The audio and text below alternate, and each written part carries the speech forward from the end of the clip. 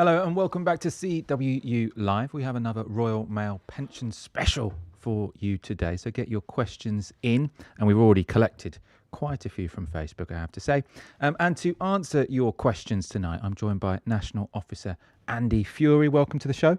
Evening, everybody. Good to be here. And we've also got our in-house Royal Mail Group pensions expert, Lionel Sampson. Welcome to the show. Nice to be with you tonight. Thank you for the invite. Lionel is also Senior Policy Advisor to Dave Ward, which is going to come in handy when we talk about workers' rights in our news summary, which we are going to discuss. Before we get going, let's do a quick rundown of some union-related news. So this is just this afternoon, in fact, unelected Lords have once again voted to block the Labour government's workers' rights bill from becoming law. So the Workers' Rights Bill was really pushed by the CWU, actually, sort of the baby of General Secretary Dave Ward. What it will do, it will limit the use of 0 hours contracts, introduce more rights earlier on in someone's employment, so between 1 day for day one for some rights and 6 months for others, and make fire and rehire practices much harder than they used to be. The bill has been passed by MPs, but held up in the House of Lords. And to help it get through 2 weeks ago, the Labour Party, alongside trade unions and business, agreed to a compromise on rights to unfair dismissal. So currently, workers only get rights to unfair dismissal after 2 years, which is incredible, like really out of step with similar countries. The bill was due to give them on day one of employment, but the compromise which was reached is that people will get those after 6 months of starting, which does put us more in line with other European countries. However, despite that compromise, which got both unions and business on side, the Lords are still playing hardball. They voted for a Tory amendment today, which would force a review of a Labour plan to abolish a cap on compensation that people can receive in unfair dismissal cases. And let's look at the response from the TUC. So they said, Tory Lords block landmark employment rights bill from passing. Enough is enough. Continuing to vote down this bill is undemocratic. This bill has been debated and scrutinised for months. Tory peers are actively defying the will of the British public and their own supporters, who overwhelmingly support measures in this bill. The fight goes on. These unelected Lords who are holding up this bill must urgently move out the way. We will not rest until these rights are enacted and workers start to benefit. The bill is now due to return to the Commons on Monday, and this is what's called ping pong. It's a parliamentary process where it goes between the Lords and the Commons, and they've both got to agree to the same bill for it to become law, essentially. Labour, I think, can use the Parliament Act to push it through, which they really should do. We won't spend too long on this, but Lionel, I wanted to get your thoughts on this. I know this is something that Dave's very passionate about, and you work very closely with Dave. So what's your sense on what's going on here with the Lords trying to block this Labour bill? Well, I suppose I've got to start at the beginning, because when the germ of this idea about the Employment Rights Bill came about was a few years ago in our tight circle, and Dave was, while he was ferocious in his anger to get something done around these things, fire and rehire was going on at the time. I think it was a gas board or something like that. It was getting, or Centrica were getting rid of loads of people. Where we're at the moment, I know he was involved in them talks with business and the other trade unions. He's been very close with Chulo on the work that we've done to get to this position. And to be honest with you, I genuinely thought we might have got it over the line with this, because it was people coming together to say that we've gone as far as we can, this is a good move. And in a way, you want to unravel it and say, what are we really asking for? Well, we're saying no fire and rehire. We want people to have workers' right after 6 months. You know, when you analyse that, and funny, I was at a family dinner on Sunday, and I was going through that with my brothers and one of my sisters. They were all going, well, don't that happen now? And you go, no, it doesn't. You've got to be in the job 2 years. 2 years, and it's not until people hit that that they realise how important this bill is. And bless him, Dave's been banging on about this. And when I hear that expression ping pong, I know I'm not digging you out on it, but I think, how can you belittle something so important to this, to that type of parliamentary process? So I'm not a supporter of the Lords. I don't meet many trade unionists who are. They should be got rid of tomorrow. I don't know what the answer is to put in their place, but something needs to be in there. But this bill needs to get back on the House of Commons floor, get voted in and brought in. And because the people of this country, working class people, deserve to have those protections. For too long, they've not had them. It's time they did have them. Andy, I don't know if you want to come in briefly on that.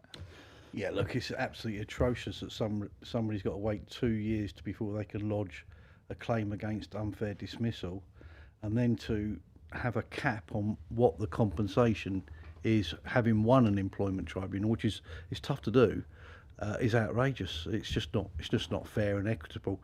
Some people could be sacked, win their employment tribunal, and the compensation would be insignificant compared to what their earnings would be. So I think this is the Tory law lords protecting business, which, it's themselves. Yeah, and protecting the worst kinds of business, because they're the ones who want to play fast and loose with this kind of thing. Absolutely.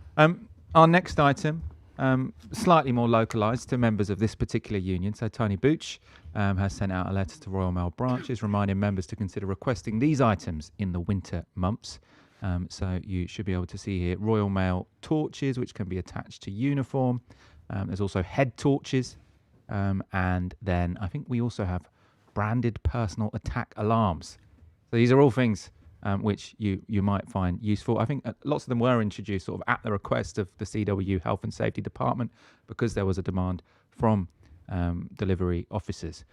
So you can request those via the Royal Mail Group uniform portal as part of the uniform allocation. So just a reminder there. Finally, coming up, we have National Postal Workers' Day. So this coming Monday, the 15th of December, is National Postal Workers' Day. The day has shifted around over the years, but this year, 2025, it most definitely is on Monday, the 15th of December. National Postal Workers' Day is, of course, a time to celebrate the hard work of all the postal workers across Royal Mail, working for contractors and across other companies. The day, though, is also an opportunity to pause and reflect on the challenges which this essential workforce continues to face. We'll have a proper video coming out on Monday, which we'd love you all to share.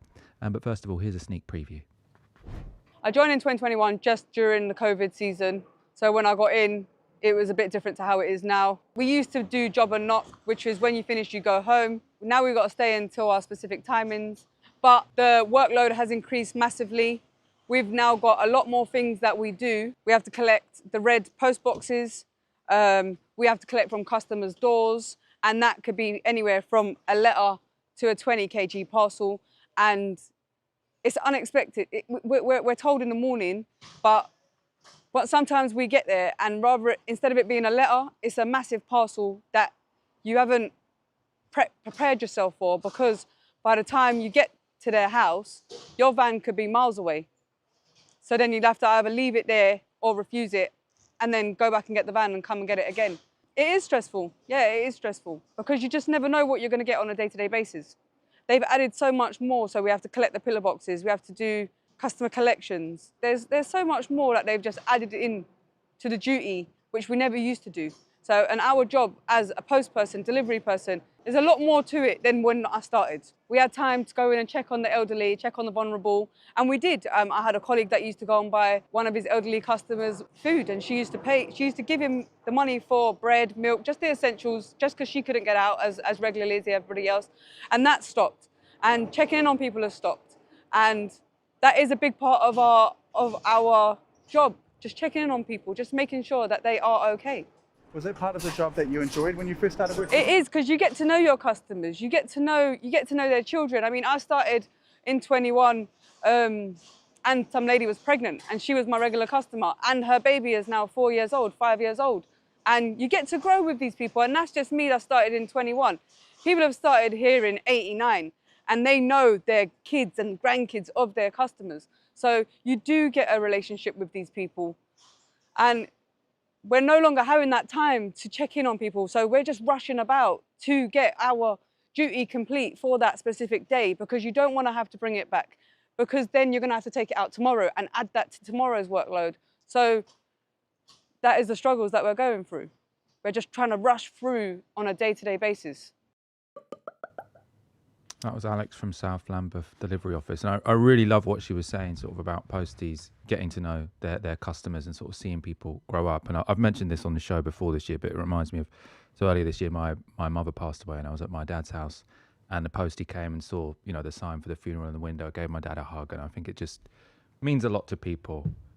So, you know, if you're out there and you're one of those posties who forms relationships with people, which I know, you know, most posties do, really, really important. Something actually that Dave always talks about as well, sort of saying postal work isn't just about delivering mail, and what we need to do is, as a country, properly embrace the full role that posties play. Let's talk about this National Postal Workers' Day as well, because the CWU is using it as an opportunity to encourage the public to thank their postie and to stand with postal workers demanding that Royal Mail keep their word. Now, what do I mean by that? Well, in the groundbreaking Rebuilding Royal Mail Agreement, EP Group, that's the new owners of Royal Mail, affirmed their, quote, absolute commitment to the equalisation of new entrants' pay, terms and conditions, unquote. And this was to involve the introduction of a, quote, new career path in incremental steps. And the Royal Mail said that the first step in the equalisation pathway would be reached by September 2025, with the full plan being agreed no later than December 2025. We're, of course, in December 2025.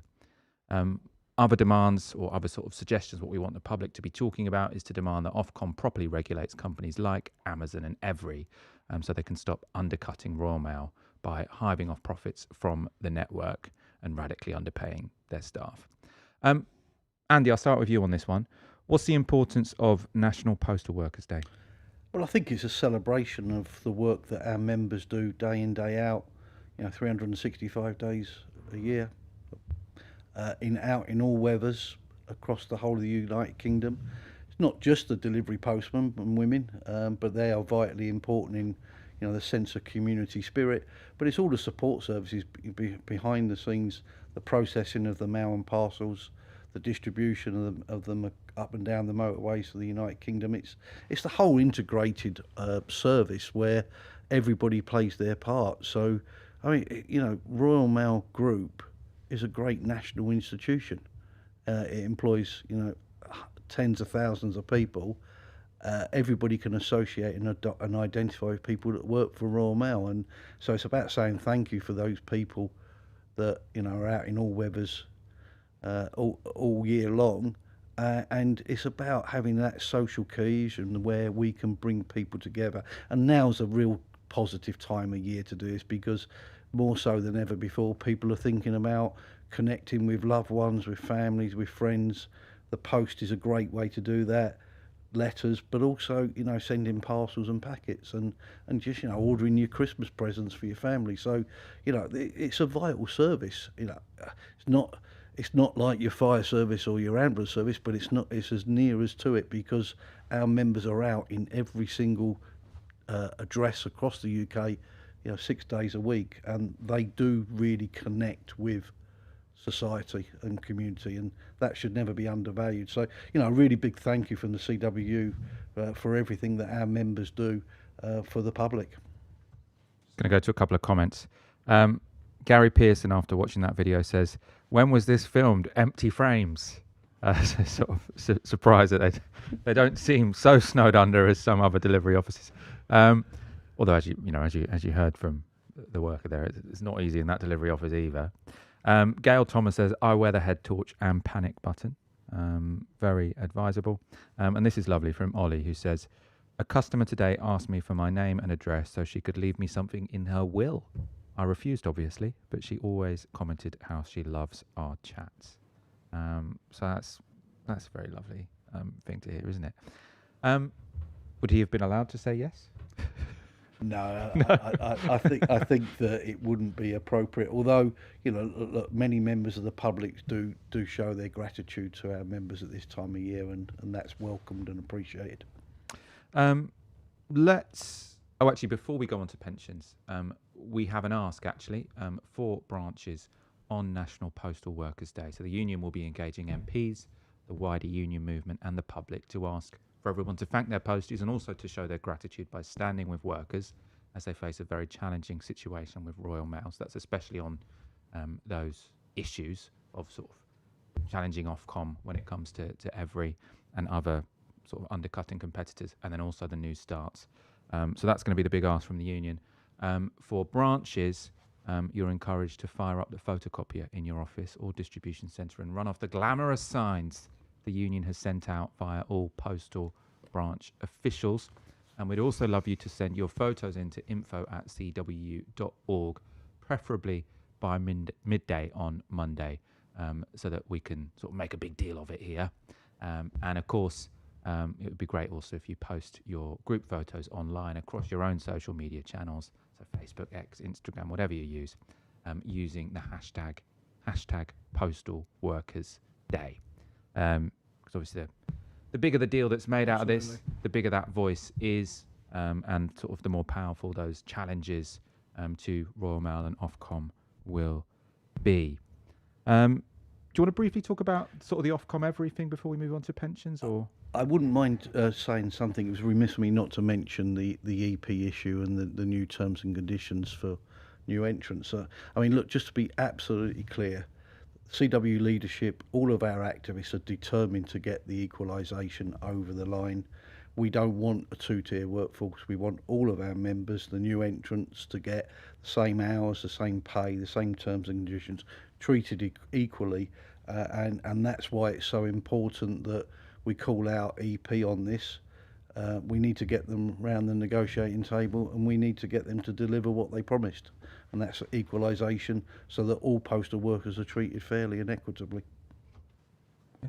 I mean, I used the word a minute ago, ferocious. Dave is absolutely ferocious about this and all.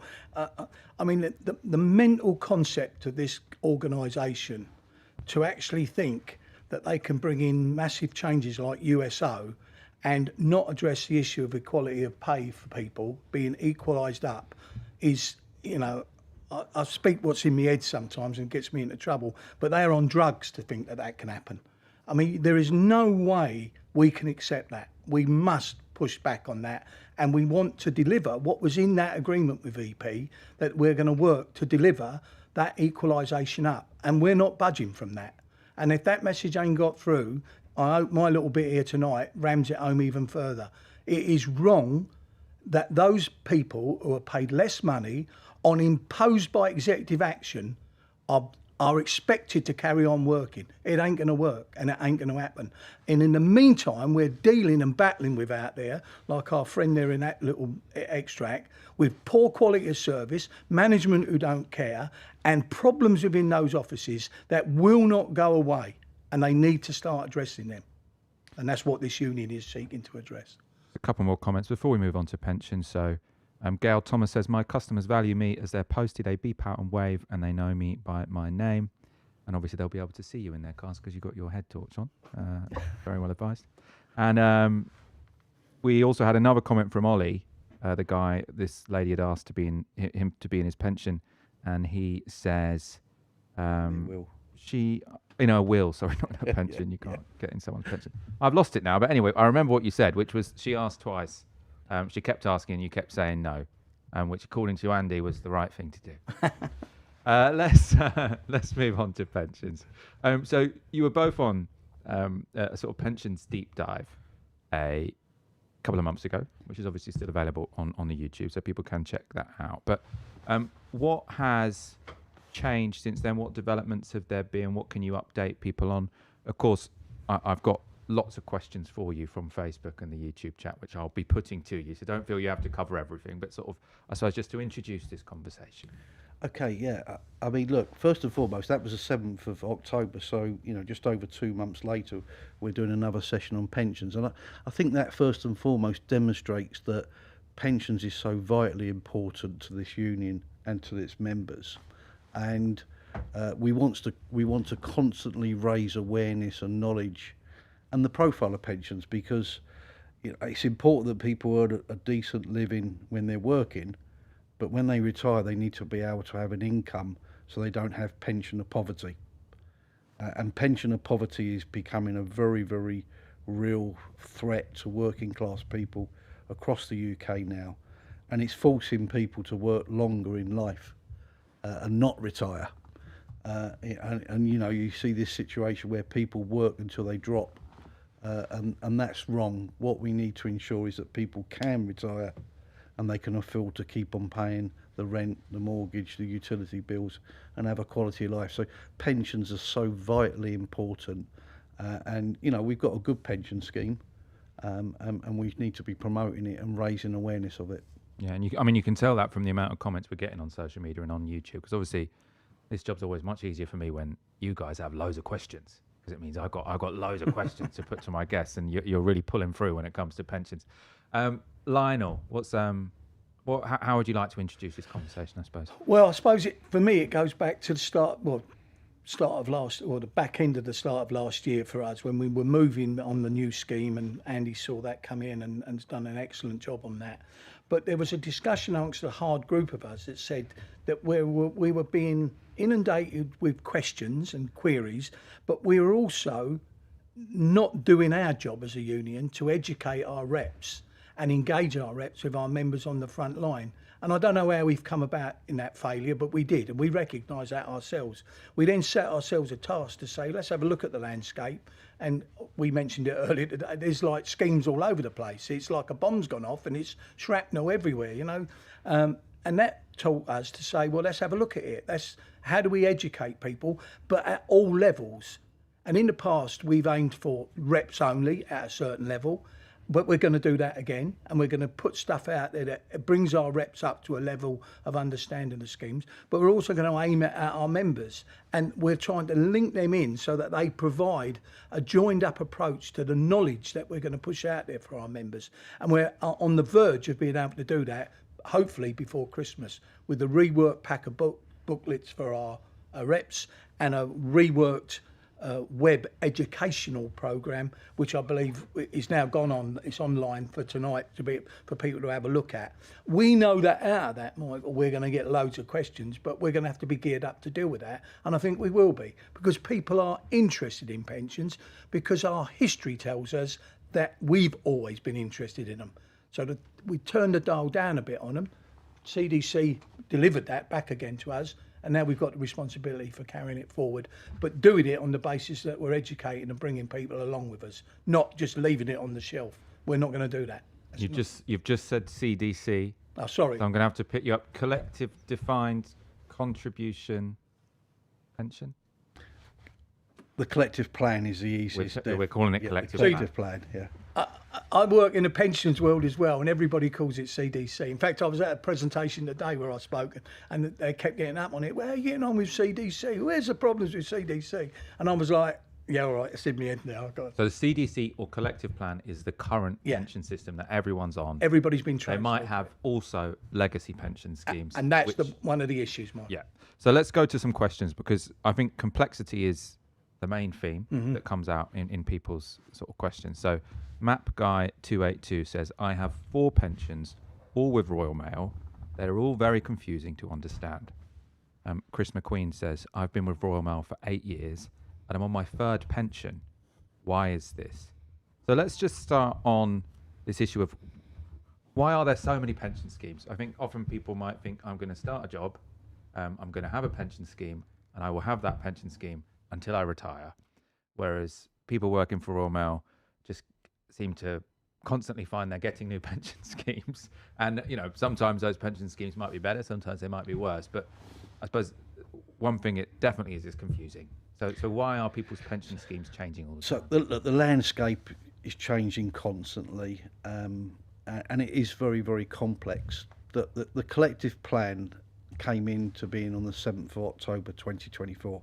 The union campaigned and we were proactive in wanting to create a new scheme that would cover everybody in Royal Mail. So once you've done a year's employment, you're eligible to join the collective plan. The first year of employment, it's what's called the government's NEST scheme. One of our objectives is to get new entrants to be able to join the collective plan as soon as possible, not wait a year. The collective plan is the first of its kind in the UK. It's very effective compared to ordinary defined contribution schemes, which a lot of our members were in with Scottish Widows.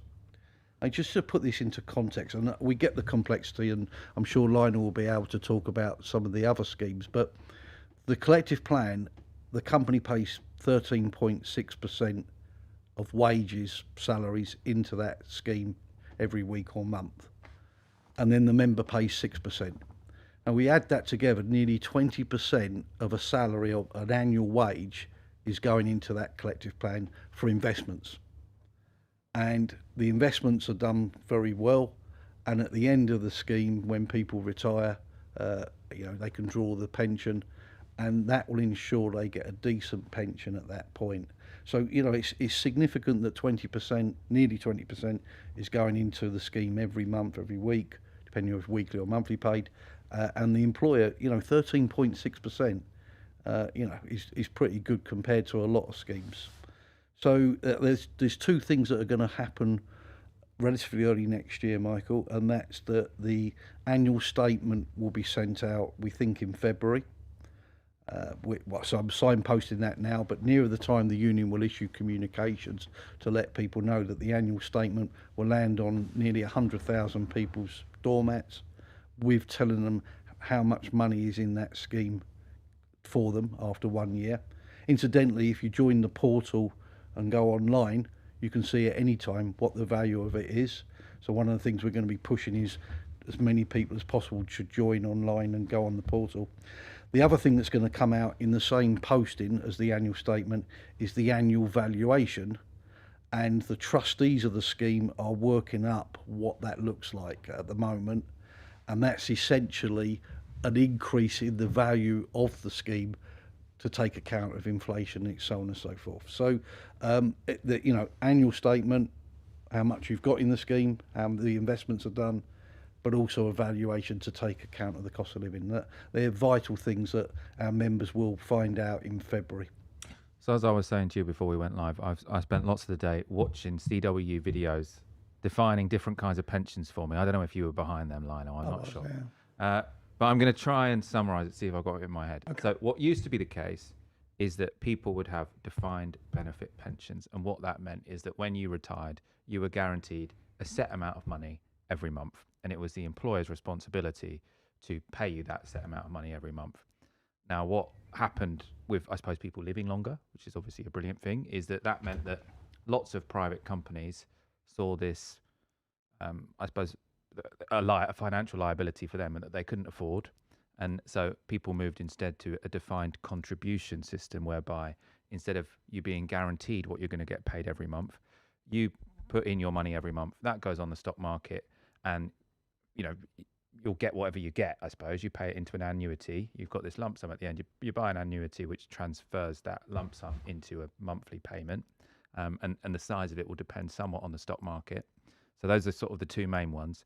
And then the pension that CWU members or Royal Mail workers are currently on, is something which is different from those two, and which is a sort of new development, which is a collective defined contribution pension, which you guys think, and I mean, seems persuasive to me as well, is better than the defined. Obviously, everyone would love the defined benefit one. Mm-hmm. No one, there was no trade union that said, oh, actually, what we want to do is move from defined benefit to defined contribution. That was always pushed by the employers because they said we can't afford it, and trade unions generally resisted it. But anyway, the defined contribution happened, but the collective defined contribution you guys think is better. And I suppose you want to just explain why is this a good way of doing pensions, I suppose? Well, the individual defined contribution scheme pays out on the individual's investment and how those investments have fared over the course of the life of the scheme vis-a-vis the stock market, the investments. By having a DC scheme that's collective, all of the monies go into the pot together and are collectively invested to get a better outcome for everybody. So you can do more bang with your bucks by having collective power of a lot of money that can be used for much better investments rather than individual. So the collective plan has got there's similar schemes in Canada and Holland and other parts of the world. So it's not, whilst it's the first of its kind in the UK, it's not absolutely unique. And the evidence are that these provide better benefits for workers at the end of their working lives. So, and the government is actually consulting on the collective CDC schemes across industry, across business, and is advocating that other companies should be looking at this as well. Because you're also pooling risks as well, aren't you? So it means that you can sort of provide better benefits for people who are unlucky, or who are lucky because they live a very long time, I suppose. And the Royal Mail's a big enough organisation to be able to do that. But if you like, Joe Smith, who's a window installer, employs 5 people, that would be almost impossible to run a scheme like that. So the government are looking at master schemes, etc., where they can bring people together in that type of. That's good a bit further down the line. The other schemes, of course, come from a time when there was a more of a parental approach to the provision of pensions. I mean, in our history and the work that we do for postal workers, you go back so far, it was just given to you as a right. You didn't even have to contribute. It's only in the recent sort of 25, 30 years where we had part of our salary paid non-contributory. Didn't even pay for it to be pensionable. So we've gone through an incredible revolution as far as pensions is concerned. And Andy's right, most employers, late 80s, mid 90s, started to put pensions under the microscope and say, do you know how much we're paying for this? This is ridiculous, In fact, at one time, more than one time, the pension scheme was owed more money by the employer than the employer was worth. So we were a pension scheme that owed a distribution company because the deficit to the scheme, which was underwritten by them, was so great they couldn't afford it. Now, anyone with a modicum of sense would say that's not going to continue. Somebody's going to come at us. And sure enough, as God made green apples, they did. Off they came. Because they wanted to reduce their operational costs. And that was sped up, if you like, when things like the concept of we're going to sell the company, we're going to go privatised, etc., etc. I'm not saying it was all lined up like a master plan, but as these events, and as I do, as society develops in one area, certain things fall away because we can't afford that anymore. It's too expensive. It's too costly for the company to do that. So, and on that journey, this is why we've ended up with our colleagues saying there, I'm in 4 pension schemes in Royal Mail. You want my personal opinion? I think that's disgraceful. I think that's absolutely wrong. And when you find that them 4 pension schemes don't even talk to each other, we're dealing with cases, aren't we now, where people are dying and they've got like death in service in one, death in service in another, but 2 schemes don't talk to each other. It's ridiculous. We can't have that. Well, I thought, because I was listening to the one you did 2 months ago, and I thought you were saying that they're not allowed to talk to each other. There's a firewall between the different schemes because there can't be cross-subsidy. Yeah. So each scheme has to manage its own administration costs. So Lionel's right, we're engaging with the different scheme administrators and trying to make it better so that if they're in the tragic circumstances of a death in service, that one scheme notifies the other scheme so that there's a joined up thinking across the piece. So we're working hard on that and pushing hard on that. Yeah. We're as a union, we're in a crazy world, Michael, because what we do is we agree a scheme and we get an agreement around that scheme and we see it as a step in the right direction. As soon as the scheme gets going, things start coming out the woodwork at you. And this is where people like Andy turn to people like me and our other advisors and say, well, how are we going to deal with that then? How do we make sure that there's death benefit paid to everybody and that there is talking going on? So there's other IR, industrial relationship problems around what we've agreed just to get it back to where we think it should be. And the employer resists that. Just because we mentioned it now, so death in service pension or death in service payout, that's if the worst happens and you die while you're doing your job. The collective pension, I'm not sure what the deal is on the other schemes, but the collective pension, if you're a part of that, will pay your next of kin or your spouse a lump sum of 4 times your annual income to sort of help you in that incredibly difficult time. Is that a sort of fair summary? That is. I think it'd be useful to get a slide up actually with some data to enable us to talk about this a bit more. So in the collective plan, we've got nearly 30,000 people have actually registered for the member self-service. So that's what we call the portal. Now, there'd be 70,000 that haven't registered. So the plea here is our members really do need to register for the portal.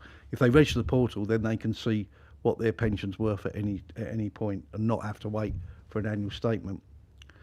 The dependent nominations completed, what that means in simple terms is if you have death in service, you nominate your next of kin who that will go to, and that takes out all of the aggravation of getting caught up in probate, in wills and everything else. Now, 9,000 of our members have actually completed a nomination. You've got to be able to be online as a registered user to be able to do the nomination. So of the nearly 30,000 people that have registered online through the member self-service, nearly 9,000 of them have then gone on to complete the member nomination. So, I mean, we're urging our members to join this member self-service and then go further on that portal to register online. I think it's vitally important because, you know, unfortunately, tragically, earlier this week we had a member was involved in a collision and passed away as a consequence of that road accident. And, you know, that member unfortunately has got a couple of young kids, and so it's so vitally important that, you know, that 4 times the salary is paid to the next of kin. It's not going to replace their loved one, but it could help them out considerably in difficult times. I've actually got a related question, actually. So someone says, BT, I'm in the collective plan. I'm single and have an adult child who I'd like to leave my pension to. What will happen to my pension when I die? I mean, I've got no idea what the answer is to that. I don't know if either of you... You say they're in BT? No, they're in the collective pension plan. They're called BT. Sorry, that was the confusion. Okay. Right. They're called BT. They're in the collective pension plan. They're single. They have an adult child who they'd like to leave their pension to. What will happen to my pension when I die? Well, the nomination is primarily aimed at for death in service, but there's also benefits in the scheme if you die within a few years of retiring and drawing the scheme. It's very complex, that. I think that's also worth having a plug that there's details of the scheme on our website, education@cwu.org. And our head of Equality and Education Department, Kate Hudson, has put this up to the top of that website. So if our members do want to ask questions like this, they can go on to education@cwu.org and actually self-service and see what it's all there, and hopefully read that and learn. So you know, it's high profile within our union. So our programme is designed, what we're doing with the booklets, etc., is to put that information in the hands of our local representatives. Yeah. So, is it BT? BT. Yeah. If BT was to knock on the door of a local union rep office, or wherever he is or she is, there would be a process there where we think, through the work that we're doing, the individual locally, or certainly somebody in the branch, should be able to explain, depending on when she died and what her dependents were, that, you know, there's death in service, there's a children's pension to be paid, there's guarantees around that pension being paid up to the time they may go on to university or whatever. If there's a financial dependency within that child being looked after, then the pension can be paid. If it goes to a partner, a wife, a husband, there's a guarantee that for the first 5 years that pension will be paid. If that person dies within that first 5 years, there's another tax-free lump sum paid, and the widow or widower's pension is then paid for 90 days at the full rate, and then it goes down to a widow's pension, either half or 1/3, whatever the agreement says around the agreement. So when we ever talk about pensions, we don't talk about the pension as such. It's all the bolts that go onto it to make it a package. And we do see it, I mean, what's the old thing they call it? Deferred pay, don't they? We do see it as deferred pay, terms and conditions. So it's no different than having a sick package, no different than the employee rights bill that we're trying to get through. We think that people should have rights and benefits. Now, you ain't You ain't got to be Albert Einstein to work out that an employer doesn't want that sort of stuff. They want them as cheap as they can. That's what we've got people in this country in pension schemes where they're getting like 3% contribution from their employer. It's scandalous. And then people are blamed when they go to draw benefits when they retire because they haven't got enough money coming in. It's time that we woke up to that. It can't continue like that. I'm just going to sort of attempt to summarise a simple, because I think, as far as I understand, the death in service, the benefits that a child might get are really if you die before you withdraw your pension, aren't they? So if you die while you're still working, and if you die while you're in your pension age, an adult child probably wouldn't get anything. A spouse probably unless would. there's a dependency, so they might be living in a house together and paying the mortgage together and that sort of thing. So there'd have to be some sort of exceptional circumstance. There are lots of people. Well, I mean, I think we've had the answer to this because Chris McQueen says, "Why can't we put all our pensions in one pot?" And you've said because there legally has to be a firewall in between them. So there'd be no point in the CWU lobbying to do that because it's just illegal. If I could just explain a little bit more. So pre-2012, pre the privatisation of Royal Mail Group, the pension that was in place then has gone into what we call the statutory scheme. So it's RMSPS. And that scheme is actually owned by government. It's administered by Capita, but it's government underpinned. So anybody that was employed and is in prior to the privatisation and was in the defined benefit scheme is now in the statutory scheme, and that's paid by government. The government at the point of privatisation took the assets, and they also took the deficit that was there, and so that's ring fenced now and guaranteed by government. I mean, that's an absolute certainty that will be continue to be paid. So you can't cross between one scheme and another scheme. Unfortunately, it does mean, if you want to know how you're doing, you've got to look at the apps, the websites for each of the different schemes. The government is trying to bring about what they call a pensions dashboard, and this has been in development for a number of years. It's not there yet. The idea is to simplify the ability for people to look across the dashboard at what they would be entitled to in the retirement. And of course, in the world of work today, people with younger people now move jobs move around quite quickly, and you could end up having over a period of 10, 15 years, 5 or 6 different employers, and you'll have your money in different schemes. So the dashboard is, it can't come quick enough, to be perfectly honest. I suppose that kind of answers this question. This was the most liked question actually on our Facebook post. Lee Button said, "Can we have an app where all our Royal Mail pensions are in one place?" And you're kind of saying that the government is maybe working on that. The government is trying to bring about a dashboard that would enable everybody within the UK to be able to look at where their money is in the different schemes that they're in, and we understand entirely the frustration where people have, the person who said they've been employed 8 years and they're on their third scheme. We get that frustration.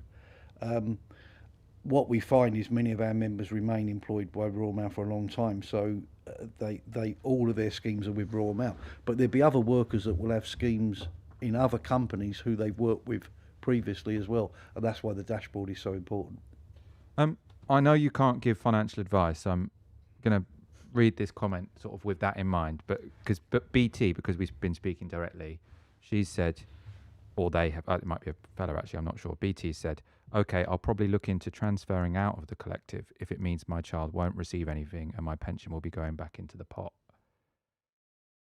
The problem is with that is that they will forsake the 13.6% that the company pays into the scheme. And it is a good scheme, and we're confident the investments will deliver good pensions. So it needs to be borne in mind that if you choose not to be in the collective plan, you forfeit or lose that 13.6% of money, real money, going into a pension scheme on your behalf. So at the moment, every pound an employee puts in the collective plan, the employer puts in £2. So £1 becomes £3-ish, right? And then if you say, well, I'm not going to join the pension plan, I'm just going to put there's 6% in a different bank account, that's not getting tripled. No. All my life in this job, both this job working for the CWU and when I was back as a local rep, I used to have people come to me all the time with that scenario. And I used to say, you know what you want to do. I can't advise you differently. I can tell you the facts as they are in this scheme. So you pay 6% at this time, and the scheme's underwritten by the employer. Of course, you could go down to, Aon or any one of them, and they'll say, well, you could pay in for 40 years, and when you retire, we'll give you £400,000. That's what you'll get. And most people look at it at today's value and go, well, that's handy. I'd like that. But in 40 years' time, that £400,000, because it won't go up as quick as what they. So what you do is you say, but the pension scheme is saying it will be linked to your salary. It will be linked to what you paid in. It is underwritten by contributions by the employer. And I don't know anybody, if you're walking down the street and somebody comes up to you and says, I've got an investment plan here, and if you pay that, I'm going to put 13% on top of that. Your first reaction would be, you're trying to rip me off, it's a scam. But this isn't a scam. This is actually on the table. And there's also a tax advantage on it as well. Because you get your income tax, it's taken before tax. So it's paid net of that as well. Yeah. So it's an unarguably good thing for us. That's why employers want to down dial it, because they're just so... I mean, they'd probably be happy for anyone to withdraw from the... Listen, they would, yeah. Right, Mike Bramwell, make them easy to understand. I think even Stephen Hawking would have had trouble understanding it. I think we've kind of covered that, and these guys are working on it. Yeah. Although it sounds like it can only be made so simple, given that these will always. It's remain not going to be a Janet and John book separate. from infant school. Definitely not. This is interesting. Ollie Mills, how has the collective plan performed percentage-wise over the past 12 months? What is specifically invested in equities, bonds, property, etc., and what are the allocations for each? I don't know the answer to that, to be perfectly honest, so I'm not going to try and answer that directly. It's not, to be clear, it's not you guys that manage where this gets. So, right. So we have actually got 3 elected trustees on the collective plan, who are heavily involved in the administration, the running, and the policy decisions of where the investments go. It's a brand new scheme. It's only been up and running 14 months now. There's already hundreds of millions of pounds in the scheme, the 13.6% and the 6%. All that money's going in every week and every month, whether you're weekly or monthly paid, and that's going into the scheme. And then the investment fund managers that administer it in line with policies that are determined by the trustees, in line with legalities, because there's lawyers involved in this to make sure that it's done appropriately. That money will be invested, and then there will be a return on that investment. This is why the annual statement and the valuation that's going to come out in February is so important, that people look at that. But equally, if you log on and register and go on the portal, there's more information about that on the portal to be read by individuals as and when they wish to. Lionel, because I know you're not a trustee on the collective plan. No. You're a trustee on. Remind me the name of the one you're a trustee on. Royal Mail Pension Plan. Royal Mail Pension Plan. So it's the one that was left over after the one that got moved to the Royal Mail Statutory Scheme. And does that pot gets invested? It does, and I actually sit on the investment committee as a trustee. But the key bit about that scheme is that financially it is in such an incredibly advantageous position. Its value is in surplus. It's a rarity in the world of pensions. Its surplus is circa 1.2 billion. That's money it doesn't need, because the valuation is saying you need this. You need to make it simple. You need £100, but you've got £200 in assets. So, and that's got a surplus, because presumably that's a defined benefit. Correct. Scheme, because a defined contribution scheme can't be in surplus, because there's no. The defined contribution means if the stock market goes up, you get more. If the stock market goes down, you get less. Whereas on a defined benefit one, you get the same, whatever it is. So the RMPP scheme is made up of a number of component parts, okay, which makes it even complicated for these people who've got 4 and 3 schemes. So the one element of it that was in position on the move to the collective plan was a thing called a cash balance scheme. That's in surplus as well now. So it's got more money than it needs. So, but the big debate is around the scheme before that, the closed scheme. That is in a massive surplus. And when we negotiated with EP, the agreement that we're trying to get them to hold on to, we brought the surplus into play in that agreement, and they gave an agreement that we would have access to that surplus. Me as a trustee and the other nominated trustees, as the other trustees on there, the professional ones, have made it absolutely clear that that surplus will not go back to the company. It's got to be shared with the members of that particular plan. And that's certainly something I campaign on a lot, because the money is there and should be shared out to the people who are the members of the scheme. It ain't rocket science, that. It ain't. And people need to recognise that they're in that scheme and that money is being generated through the investments. And what are those investments? They've narrowed down. They've gone to safe havens because it can't be put at risk. So they're in things like bonds where they're guaranteed to pay a level of return. We're not putting it, in my old language, on the 130 at Wincanton and hoping it comes in at 60 to 1. That would be ridiculous. That would be irresponsible. This question from Don O'Hells. I want to know why I have to take it at 60 and not allowed to defer it. It should be my choice. I hope people understand that they will end up paying more income tax as a result. So the collective plan, no one has to take it at 60. So this must be a different plan, is it? The collective plan is not payable till you're 67. Yeah. The statutory scheme, the one that the government took over the running, when you reach 60, it does pay out. It's not a savings plan thereafter. So, I mean, our advice very strongly is you draw that money at 60, because you then lose any pension if you don't.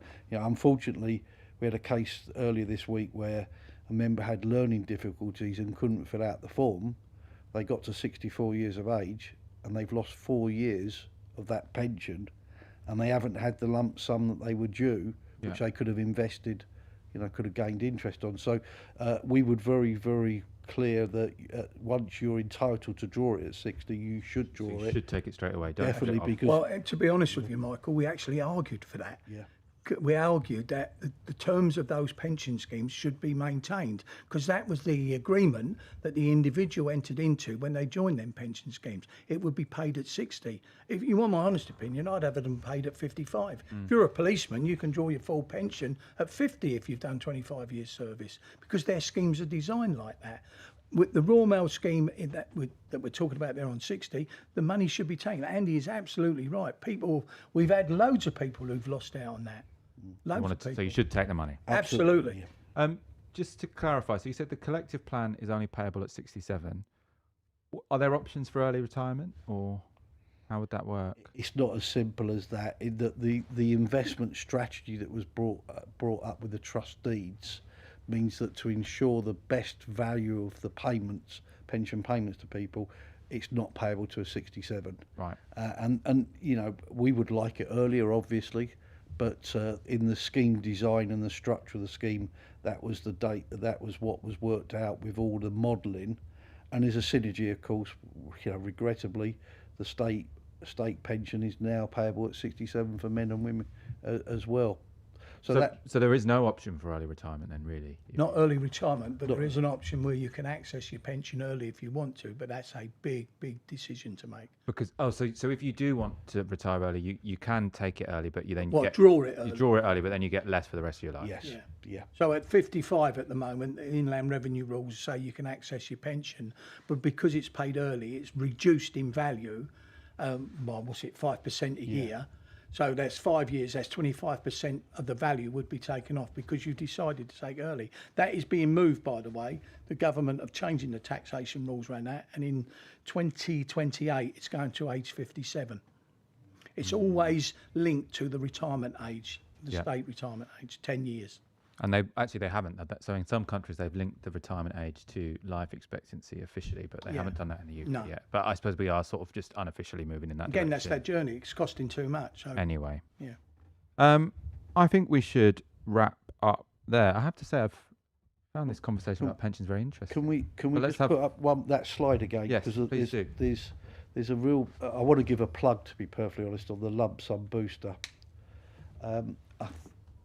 That lump sum booster contributions is nearly 41,000 of our members that are paying that. And to make that in simple terms, if a member decides to apply for the lump sum booster via the payroll via the People app, you can pay 1% extra into the scheme, and the company will match that 1%. So instead of paying 6%, if somebody pays 7%, the company will pay, instead of paying 13.6%, the company will pay 14.6%. Now, thankfully, 40,000 of our members have seen the benefit of that and can afford to pay an extra 1% into the scheme, and that's been matched by the employer. We would be over the moon if that 40,000 figure became 60, 70, 80,000, because what it will mean is Royal Mail is paying an extra 1% into the scheme. And so we would certainly encourage people to consider that. If they could afford to pay an extra 1% into that scheme, then they're going to gain an extra 1% from the employer. So if you can afford it, you're essentially doubling your money. Yeah, absolutely. Lionel, do you have any sort of final thoughts you want to? No, I'm looking forward to getting the booklets out. I'm looking forward to letting people get access to the web stuff we've done, and then sit back and wait for people to contact us. Yep. Which no doubt we're going to get a lot of people doing that. And we'll do another one of these. I would encourage them to do it as well, Yeah. because we get a lot of benefit by people inquiring Yeah. and asking us questions. Yeah. It's good for us. Yeah, just to say, we are working with the administrators of the collective plan. I've met with the chief executive of, I'm not sure that's a correct job title, but met with her today. The assurance is that they want to improve comms, they want to improve engagement. They've got a 3-year nationwide plan for workshops, and to their credit, they did one in Sheffield on the 17th of November, met with over 90 of our members, talked them through the portal, talked them through the nomination process, and that's really welcomed. Our members, got a lot out of that, and the idea is from next year is that it's going to roll out to other workplaces, other units, and that's important that the collective plan administrators are seen out in the workplaces and can engage directly with our members, and we will certainly be supporting that programme of events. Andy, Lionel, thank you so much for joining me. Incredibly informative show. Thank you guys for watching and for all of your questions. As I say, the more questions from you guys, the better. So it's been a really good show today. We'll see you again next week. Until then, stick with your union.